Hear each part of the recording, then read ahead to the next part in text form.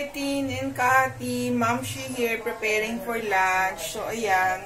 Nagisa na natin yung chicken natin for chicken caldereta. Ito-try natin chicken caldereta. So, yun. Kanina, hindi ko nasabi, we'll use tomato sauce. Tsaka, of course, sabi ko nga yung Reno spread natin back in circulation na. In-approve na siya ng FDA.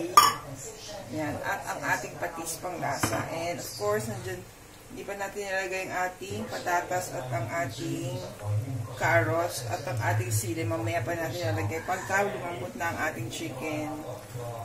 Stay safe and stay healthy everyone. Tin and Kat, please drink your vitamins, wear your mask, your Tito face shield. Sa inyo yata gloves, no? So take care of yourself. We miss you. Sana magkita-kita na tayo ulit.